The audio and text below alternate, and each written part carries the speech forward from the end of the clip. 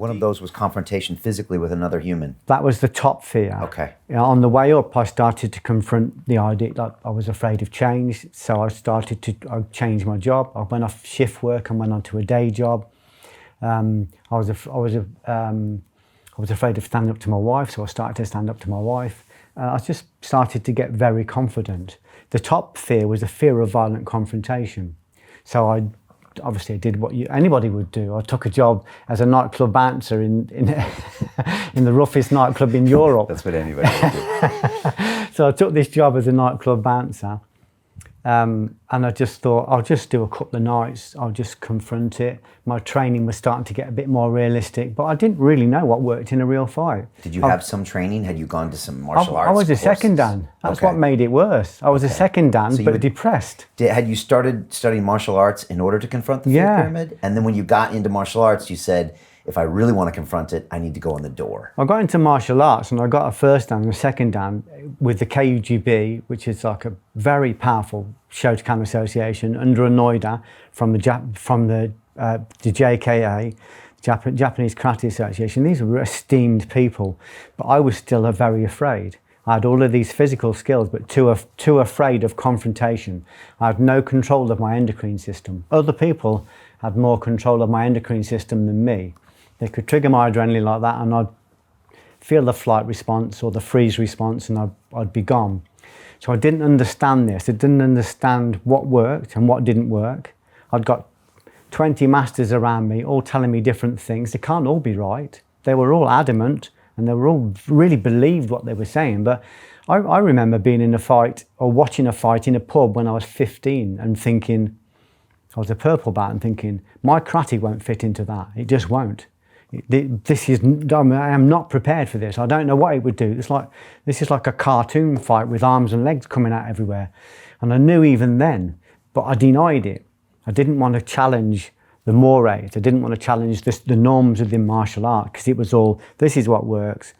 We don't question the masters. It was really like some of the stuff we were being taught was like working with a horse and cart when other people were, in the rest of society, working with Ferraris, Right, and this is before the UFC or any kind of sanctioned mixed martial arts. Way before that, everybody was in their little tiny area where they were the best, and then the black belt instructor, everyone would kind of, let them run the show. Yeah. And in that strip mall place, wherever you studied, they were the master. Oh, yeah. But you knew that a bouncer had a different life. I just knew, that I hadn't got the truth. Okay. I knew that I didn't know what the truth was, even though it was right in front of me.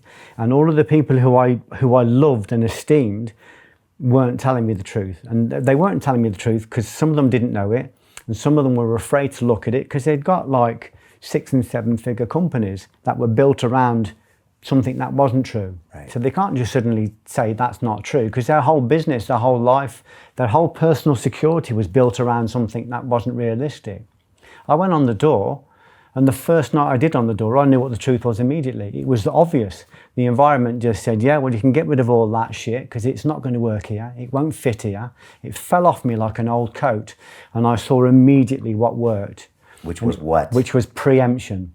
Attacking first. If you couldn't talk a situation down, if you couldn't avoid a situation, the only thing that worked consistently was to attack first. And all of the other stuff that come with that, like artifice, engaging the brain with a question, hitting certain points which would guarantee or nearly guarantee a knockout. Nose. Using all sorts of deception.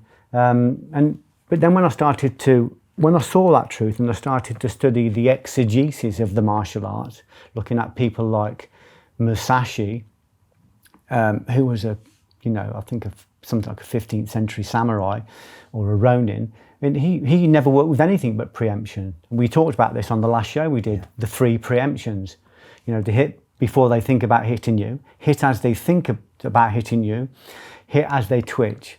So we learnt this, and it was so brutally effective that in the end you didn't want to do it because it was, it was like shooting ducks at a fairground. It was just too easy, and it was almost like you'd been given some magic. You'd got this piece of magic. So you stood in front of somebody who didn't know what you knew, which meant he was out of his depth. He was out of the fight before he even knew he was in it. I would use dialogue to engage him and then take him out of the fight with something that was so short and so effective. Sometimes people didn't know who'd hit him because it was so effective and so short. What was even bigger than that, so I got that truth and I go, well, I've got the truth. So then I spent the next 4 years knocking people out because I thought, I've got the truth. I was confident, I was arrogant, I became a bully, I would say. That's not easy to say, but I started to solve all my problems with the physical response. I was no Kissinger, I know that much. Not just at work, but everywhere else. Everywhere. I was getting in fights at weddings, at funerals, in road rage. I said to Sharon one day, isn't Coventry violent? Everywhere I go, there's violence. And she said, no, there's a common denominator, Geoff. It's everywhere you go. So I recognised I'd got this filter in me, this belief that the world was against me, and that the world was dangerous and that I needed to protect myself. And this all came back from when I was abused. Right, but you're also feeling powerful at this point, right? I'm feeling very powerful. You're the man, everyone's scared of you. Yeah. So even though maybe you're still scared inside, no one can tell. No one could tell. This is the basis of your books. Yeah, no one could tell. I didn't think they were scared of me. I thought they respected me, but they were just scared of me. Right. So, so I kind of built a legacy on that, but deep down inside I knew when I got my 5th Dan. My 5th Dan was a master grade. I remember looking in the mirror and being so disappointed. Peter Considine said to me once, you get your 5th Dan, not for what you've done, but what's expected of you. And I remember looking at myself in the mirror and thinking, there's no master here. Maybe there's a masturbator, but there's not a master. You know, I was addicted to sexual pornography. I was a bully. I was 4 stone overweight. I was ignorant. All I could do really was have a fight, and I thought that meant I was a master. So I had so much to do. It was so shocking to look in the mirror and see this honest reflection of this person that I didn't like. Wow. I was a bully in every aspect of my life, but no one would have said that I was a bully. I wouldn't have seen myself as a bully because I still had a gentle nature and I was still kind. But if anybody triggered that old parasite, I would be posturing. I'd be very big, very big, very quickly. I bullied my wife. If I wanted to cuddle with my wife and she didn't want to cuddle, I'd slam doors and I'd, become monosyllabic and I'd give her a cold back in bed. When I realised I was bullying her, because what I was actually saying was, if you don't want sex with me, I'm just going to completely withdraw love. I couldn't believe that. So this is where I went from the exoteric training, which is the normal revealed martial arts, into the esoteric training, which is the hidden martial arts. So I started to work on these base impulses as they rose up. They call it apophatic theology in Christian mysticism. Basically, it's we don't really know what God is, but we know what He isn't. So we can find God through negation. So we can contract all of the things that God isn't, and in the process reveal who God is. Or we can find the self, the geometric point, the singularity in ourself. We can find that in ourself by getting rid of everything ostentatious, everything extraneous. So my training, all of my training then became about contraction of the ego in order to expand consciousness. And that's what in Islam they call the greater jihad. The lesser jihad is when we go out into the world and we try and fix the world, or we fight the world, or we take on the world.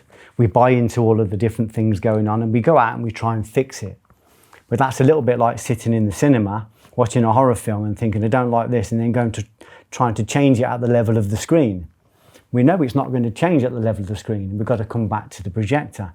We've got to come back to the focus. We've got to come back to the film. And that's our cognitions, our perceptions, our precepts.